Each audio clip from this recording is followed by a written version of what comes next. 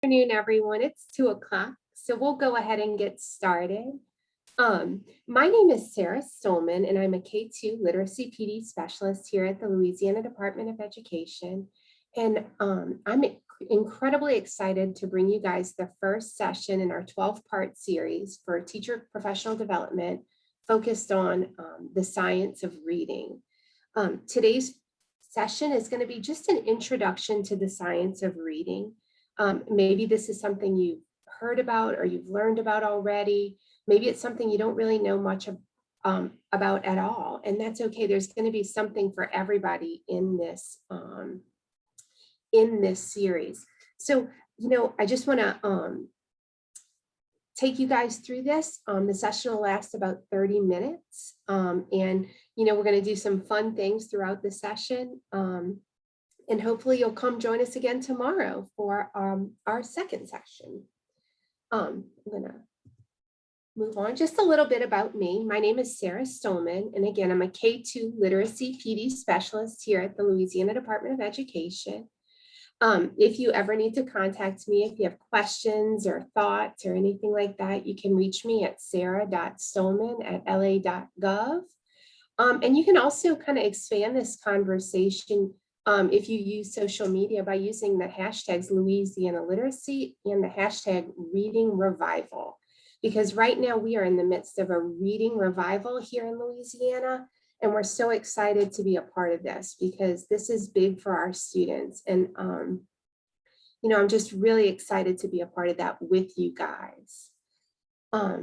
Just a little housekeeping as we, because this is a large webinar and we already have 342 participants.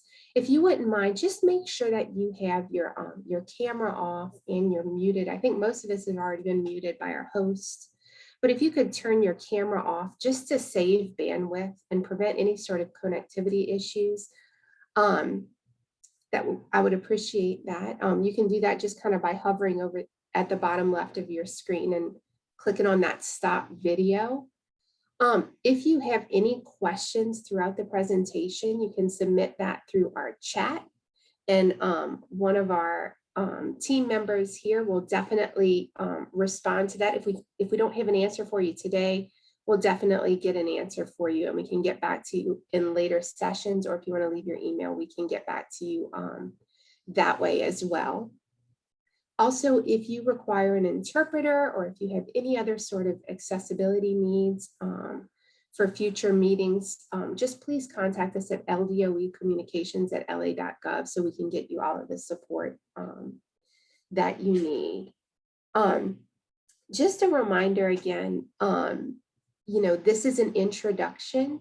This PD is specifically geared at the needs of teachers. If you're a leader, you don't have to leave, but I do want to let you know that next week we will begin our leader professional development series. So, that's something that may be very interesting for you too. That's going to really focus on the needs of leaders across the state, and it's really going to be targeted at their needs, whereas these sessions are really geared at the needs of teachers.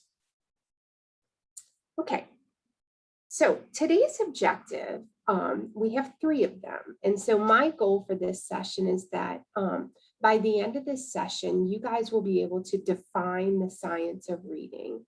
As I mentioned before, sometimes some of us have already heard of this topic, the science of reading. Some of us have never heard of this before. Some of us might have heard of it, but we don't know that much about it. But at the end of this session, I want you guys to be able to define what the science of reading is. I also want you to be able to identify the strands of Scarborough's reading rope. So this is a very important infographic that we're going to talk through in this session. And I want you to be able to identify all of those different strands of Scarborough's reading rope. And I also want you to be able to describe how each strand plays an important role in developing skilled readers. So my goal is that you can do each of these things after today's 30-minute session. And we'll kind of think through those as we move through. But if you can do those at the end, then I consider this session a success. Now, one of the things I want to do, and I think probably the most important thing for us to do is to really start out with a clear definition of what is the science of reading.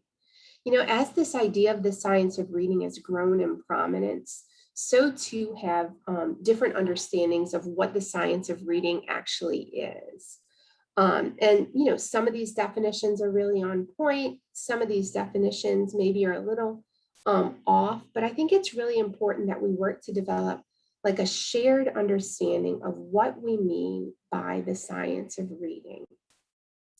So in order to do that, I went to the definition that the Reading League has established. So very recently, as of last year, the Reading League convened a team of experts in the field of the science of reading to kind of come together and come up with a workable definition that really defined what is the science of reading. What do we mean when we say the science of reading?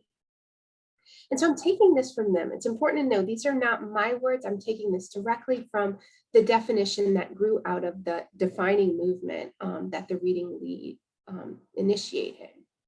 So the science of reading is a vast interdisciplinary body of scientifically based research about reading and issues related to reading and writing.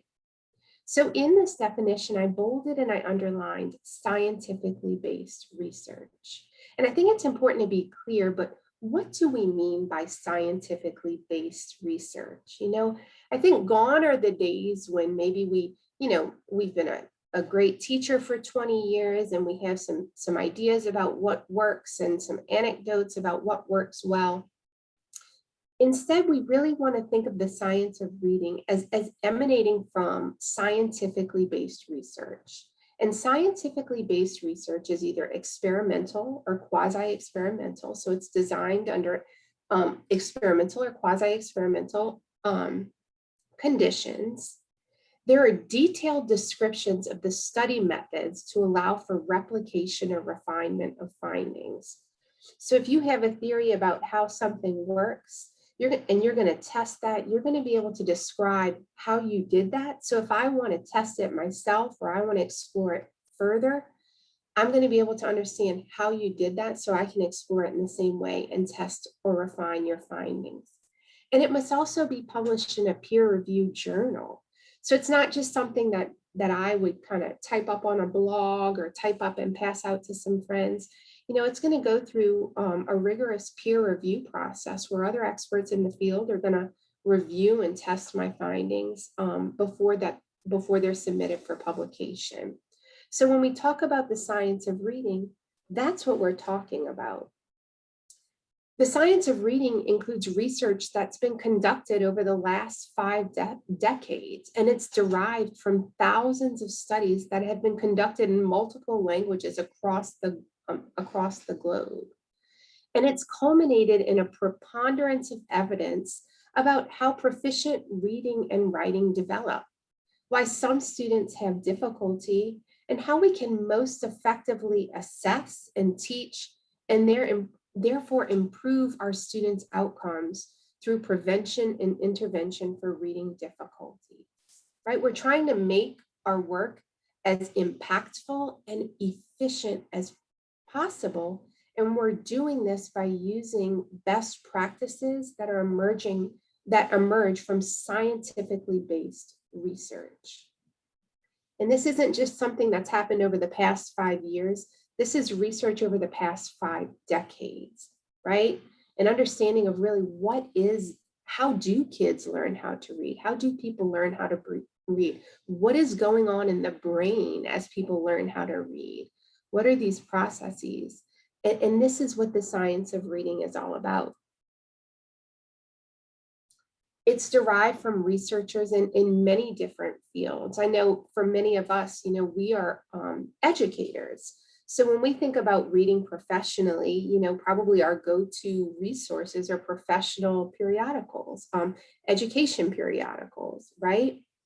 But the science of reading is really derived from research in many different fields: cognitive psychology, communication sciences, developmental psychology, education, implementation science, linguistics, neuroscience, and school psychology.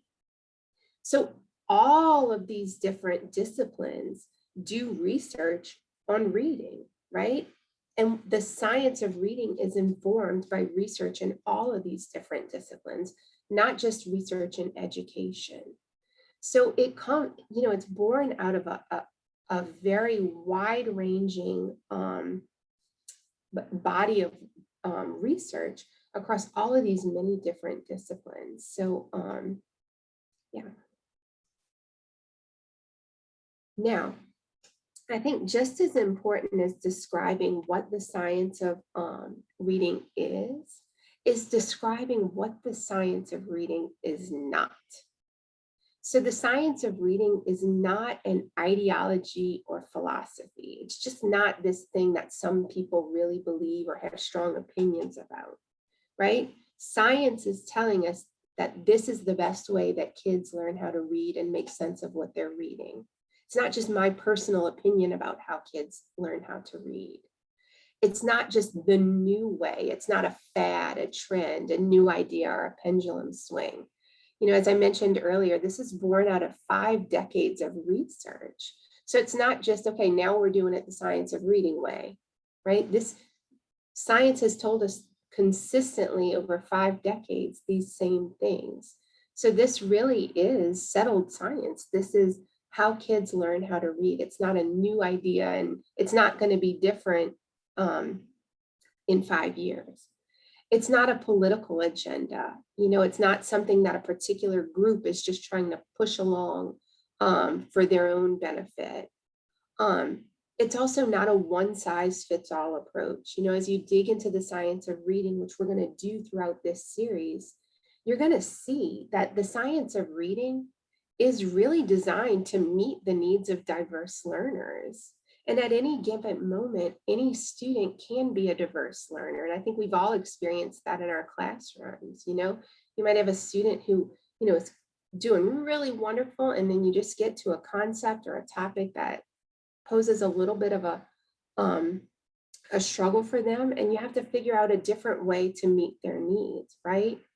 But there are approaches, many different ways to meet the needs of these diverse learners reflected in the science of reading. It's also not a program of instruction, right? It's not just, this is the science of reading way, just do this, right? The science of reading informs the approaches that we take, but it's not a single program of instruction. You can't just tell me, or just come up and say, hey, what curriculum is the science of reading curriculum, right? I think some curricula do a better job of aligning their approach to the science of reading, but it's not a single program of instruction. And this is probably the one I hear the most.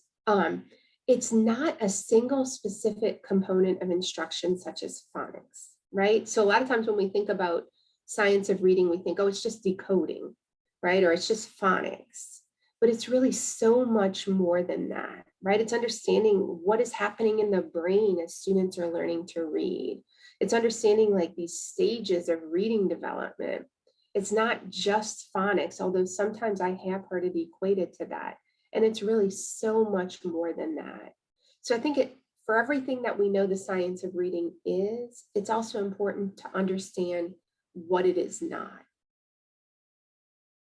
Now, maybe some of you guys have seen this infographic. This is, you know, kind of a popular infographic. And this is born out of the work of Goff and Tunmer, and then later Hoover and Goff in the late 80s and early 90s.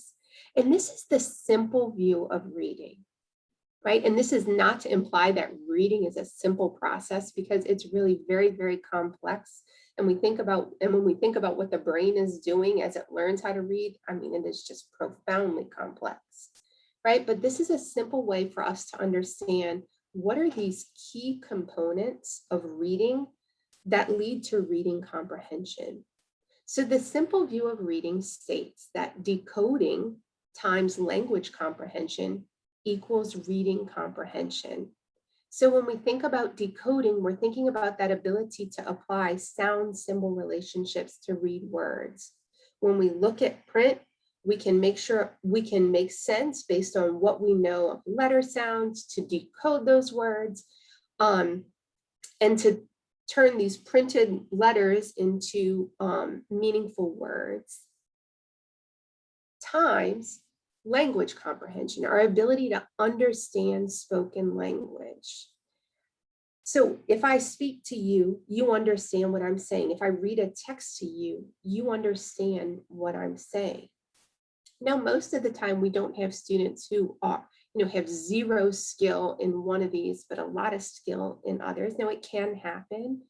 But very often, students are strong in one of these areas, maybe weaker in the other. But both of these areas are crucial for a student to be able to comprehend what they read. And we need to do work to support both of these in the earliest grade levels. Now, one thing to notice about the simple view of reading is that it's a multiplication table. When we think about what happens when we multiply something by 0, what is our product, right? Our product is 0, right? If we have a kid who can decode but doesn't understand any language, they're not going to be able to understand what they read, right? Like those word callers who just can kind of read the words but don't know what any of them mean. But on the flip side, if we have a kid who understands everything and can engage really well with a read aloud and understands very clearly what you're saying to them but can't decode a word, they're also not going to be able to comprehend what they read. So both of these are very important in supporting reading comprehension. And again, even at the earliest ages, right? I'm thinking about our kindergarten teachers, our pre-K teachers. We have to do work in both of these areas if we're going to develop skilled readers, right? We have to do work in developing their ability to decode. We also have to do work to develop their ability to comprehend in increasingly sophisticated ways. Now, this is another infographic that maybe you've seen. This is Scarborough's reading rope. And interestingly, I was listening to a podcast the other day, and when Hollis Scarborough came up with this reading rope in the early 2000s, she at that point was unaware of Goff and Tunmer and Goff and Hoover's work with the simple view of reading. She kind of came up with this independently. And yet, as we look at these two major sub areas in the reading rope, language comprehension and word recognition, we see that they're essentially the same, which I think speaks to the importance of these components, right? We know that students have to be able to understand language, and they have to be able to read printed text in order to comprehend what they read. But in Scarborough's reading rope, she really breaks it down even lower, right? She breaks down the different components in each of these areas so that we know what are these key threads under each of these areas that go into developing skilled readers. So you can see here with language comprehension, under language comprehension, we have background knowledge. These are the facts and concepts that a student might know about the topic that they're reading about or that they're listening to a read aloud about. Their vocabulary, how deep and how much breadth do they have in their vocabulary? Do they understand what words mean? Can they use them precisely? Can they make connections? The language structure, syntax, semantics, do they have an understanding of how sentences are structured, right? If they understand how a sentence is structured, they're going to be able to comprehend a sentence much more easily than if they don't have that understanding. Verbal reasoning, can they read between the lines? As we know that this can be very difficult for our English language learners, right? Who might take things very literally based on, they're reading the words, they know what the words mean, but they might not understand some of these idioms or these colloquialisms that we have in our English language. to make inferences or to understand the metaphors that are written into the text. And then literacy knowledge is also a part of language comprehension. Do they have a sense of print concepts or genres? If I'm reading a story to them, does the child understand that this is fiction or nonfiction? We also go down to the next kind of sub area, which is word recognition. So thinking back to our simple view of reading and how they kind of broke it up into language comprehension and decoding, now we have word recognition. And word recognition includes phonological awareness, right? Can they understand the different parts of words and identify different parts of words orally? Can they count out how many syllables are in words? Can they identify how many phonemes are in the words? Can they manipulate phonemes? Can they produce rhyming words? Then we have decoding, right? And so that's when we bring the print to it. So can they look at text and use what they know about letter sounds to make sense of the word, to read through the word, to decode that word? And then sight recognition, right? So after, and this is not to be confused with sight words, right? But sight recognition is where we get to after we've become proficient decoders. All of us now, we're not at the point where we need to decode words. Maybe if it's an unfamiliar word, we may need to decode that word, but most of us are able to recognize words at sight, right? In fact, research shows that most adult readers can recognize about 30,000 words by sight. It's amazing what our brain can do, but that is that is sight recognition of familiar words. Now, as their word recognition becomes increasingly automatic, and as their language comprehension becomes increasingly strategic, these strands weave together to make skilled readers, right? And skilled readers, engage in the fluent execution and coordination of word recognition and text comprehension. Because they are fluent with word recognition and because they comprehend language in a sophisticated way, they're able to make sense of what they read in text.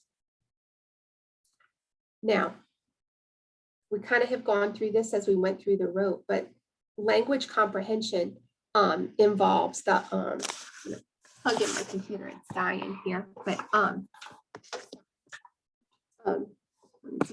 but language comprehension involves background knowledge, the facts, the concepts, again, vocabulary, the breadth, the precision, the links, the language structures, verbal reasoning, and literacy knowledge. Whereas word recognition, again, involves phonological awareness, decoding, and sight recognition of those familiar words, which leads us to the skilled reading. So as the strands associated with word recognition become increasingly automatic and the strands associated with language comprehension become increasingly strategic, they weave together to reflect that skilled reading, which, as we said, was the fluent execution and coordination of word recognition and text comprehension. Now, struggles with any of the strands of the rote are going to inhibit students' movement towards skilled reading, right? So if you have a student who understands very, very, very well, they understand sentence structure, they understand, they have a strong vocabulary. However, their phonological awareness, they struggle significantly with phonological awareness. They're going to have a very hard time reading. And so as a teacher, that's where you're going to want to spend your time, right? Like developing their ability to identify sounds in words, to manipulate sounds in words, to produce rhyming words. And it's interesting because one of the hallmarks of dyslexia, or one of the earliest signs of dyslexia, is a student who struggles with phonological awareness. So if you have a kindergarten student and you're working with your kindergarten student and you're producing rhyming words and you're trying to get that student to identify rhyming words and they can't do it, that's a kid I'm watching carefully, right? Because those early struggles may be predictive of later struggles for them. So struggles with any of these strands of the rope are going to inhibit students' movement to skilled reading. Now, one of the things I really want to say is that, many of us in here are K-2 teachers, right? And I think within K-2, and I was a kindergarten teacher, I was a first grade teacher, I was an instructional coach and an assistant principal. And one of the things I consistently notice is that we almost always tend to focus our work on the word recognition side of the reading rope, right? It's like we work to develop their ability to decode. We focus exclusively on those skills related to word recognition. And yet we tend to de-emphasize the language comprehension side, right? But it's very important for us to build that language comprehension side at the exact same time that we're working on word recognition. They're equally important. If we're not building their capacity to comprehend language in increasingly sophisticated ways, they're going to struggle to comprehend the increasingly sophisticated text that they're going to be exposed to as they move through the grade levels. So we're not digging into it too much today because this is just an overview, but the next two sessions are going to focus on word recognition and language comprehension. And we're going to talk about what you can do as teachers to really develop those skills with your students. Right? And what can you do when things start to not work so well or when students are struggling? We're going to talk about that. Now, just some final thoughts. One of the things I really want to emphasize is that as a teacher, it's so important that you develop systems to identify and monitor students' progress on these strands. Okay? So, you're thinking about it, you probably already are like kind of collecting data or you're collecting information on a student's ability to decode words, especially in K-2, where that's really our specialty, right? If there's a breakdown in the code, oh, I know that this student really, he was moving along great. And then we got to vowel blends and he just kind of fell apart. We're pretty good about that. But we also want to start to develop systems to monitor their language comprehension, right? Think about that as you're doing read alouds. Like, are you collecting data on their ability to respond to those questions, right? Do you have evidence that they're understanding what they're hearing? And not just simple conversation, but understanding increasingly grade appropriate complex texts. And do that. So make sure as a teacher, you're developing those systems. And again, don't minimize the importance of the language comprehension strands, particularly in the earliest grade levels. I know like sometimes we think, okay, well, we have, like we have to get ready for this, or we have to do this assessment or this or that. But if you don't do the work with language comprehension at these earliest grade levels, your students are going to struggle as they are expected to read increasingly complex texts. And don't worry, we're going to dig into this a lot more in our language comprehension session. So definitely log in for that. But definitely don't minimize the importance of that.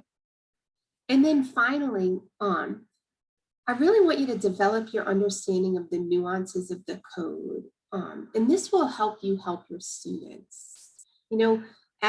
We're teaching our students to understand how English works, right? And how we can decode English. But a lot of times maybe our knowledge of the code isn't super sophisticated. And so time well spent is time developing your understanding of how our language works and how you can communicate that to your students. Because, it'll help you identify where these breakdowns are, and it'll help you think through how you're going to explain it when those breakdowns happen. This is going to help you help your students. And I know now that, many of us are going to start going through letters training or science of reading trainings through our district. And this is going to give you tons of great information on how you can support your students. So do that.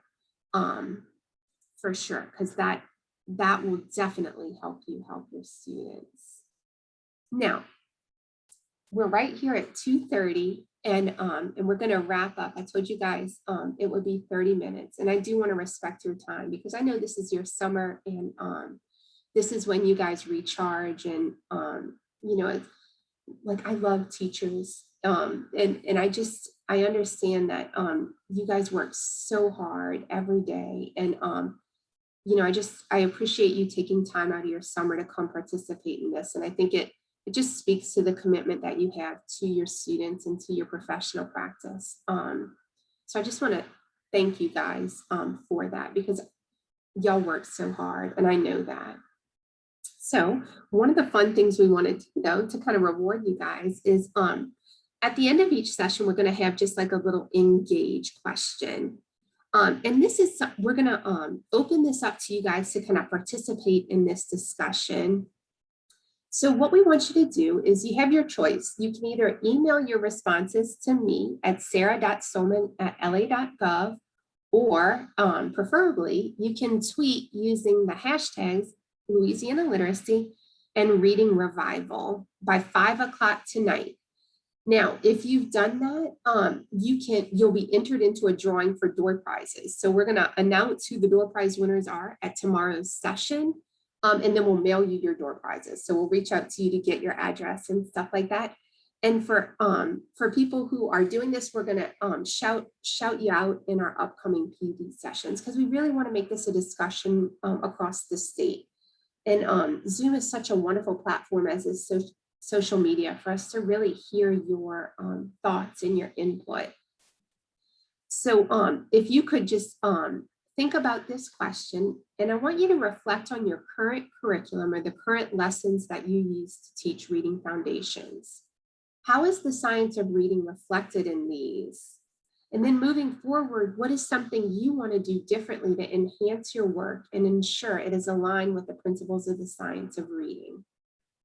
So send me your answer to that, or tweet them, and we'll enter you into that drawing for door prizes, and we'll shout you out tomorrow. And we want to, again, just on behalf of the Literacy Division here at the Louisiana Department of Education, I do want to thank you guys for coming. It's been a pleasure. We're going to have these sessions uploaded to our Louisiana Literacy Library, which you can access via our landing page, our literacy landing page. And I think Miss Katasha is going to put that in the chat for us. And then the last thing I want to ask you guys to do is share your feedback. You know, we want to make these sessions work for you guys. So Katasha is placing a link to our feedback form. If you guys, it's just a really quick feedback, but if you could share your feedback on this session in the form, it'll help us make these sessions even more useful and helpful for y'all. But again, we appreciate you guys coming, and I want to thank you for joining us today. And yeah, thank you so much. Have a great afternoon. And don't forget to fill out that feedback and to tweet us, because we want to share your thoughts too. Bye.